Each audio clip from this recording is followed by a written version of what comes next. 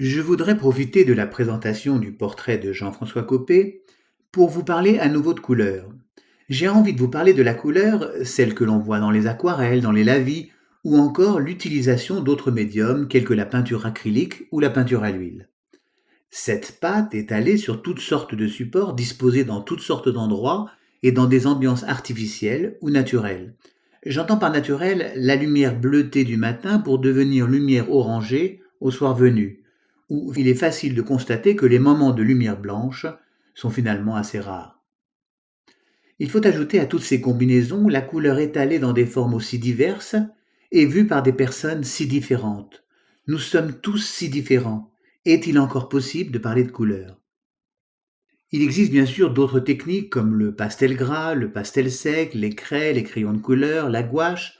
Ah, la gouache, cette espèce de matière impossible à utiliser est principalement réservée aux collégiens. Évidemment, aujourd'hui, il est impossible de passer outre les couleurs obtenues par le matériel informatique. Du vinyle découpé aux encres défiant le temps et les intempéries. J'ai toujours pensé que la grande difficulté de l'utilisation de la couleur, c'est l'étalement d'une pâte humide dont la couleur est si différente du résultat final, c'est-à-dire lorsque celle-ci est sèche. Pour prendre conscience de ce phénomène, mes camarades et moi-même, étudiants à l'école des beaux-arts, nous avions eu droit à un exercice particulier. Celui-ci était organisé par notre professeur de couleur, monsieur Rougeot. Tout de même, quel nom prédestiné pour un professeur qui officie à l'école des beaux-arts.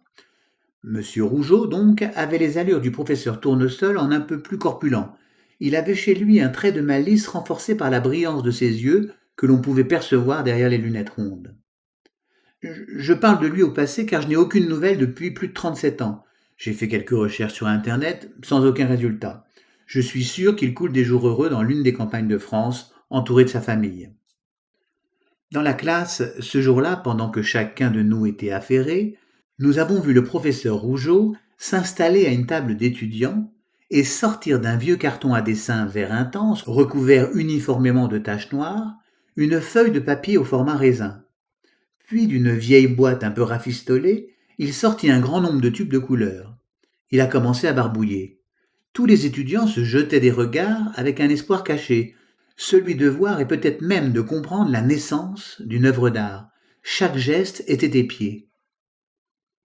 Il étalait toutes sortes de couleurs avec un large pinceau. Il ne représentait pas vraiment de motifs, mais simplement des taches qui se chevauchaient, créant ainsi des larges dégradés. Il avait l'air très concentré. Il resta un long moment debout devant son travail. Il leva la tête lorsque la peinture fut sèche. Tout le monde était en catalepsie dans l'attente d'une réaction.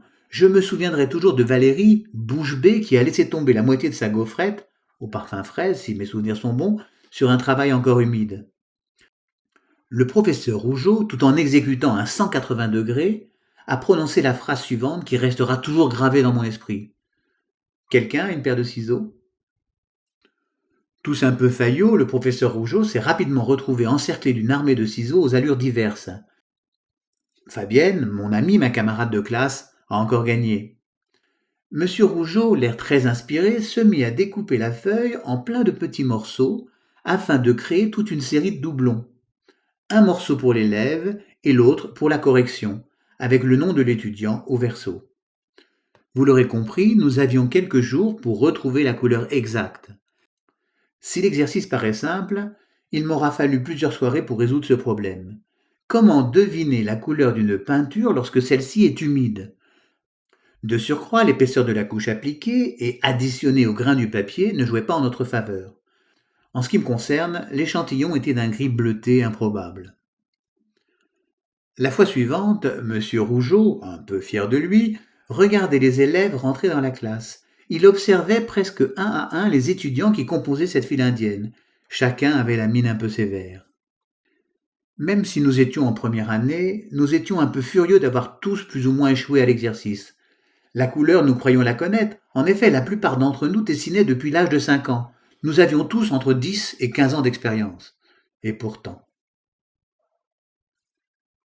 Jean-François Copé fait partie de ces people, de ces personnes médiatisées qui sont incontournables. Son CV est long comme le bras.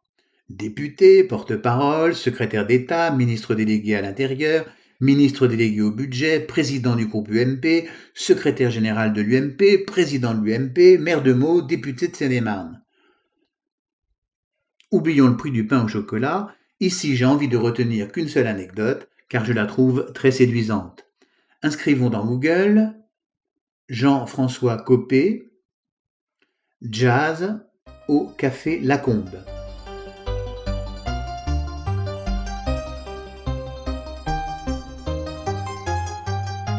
J'espère vous retrouver dans d'autres vidéogrammes pour vous présenter d'autres personnages et d'autres anecdotes et m'attarder sur la partie art plastique.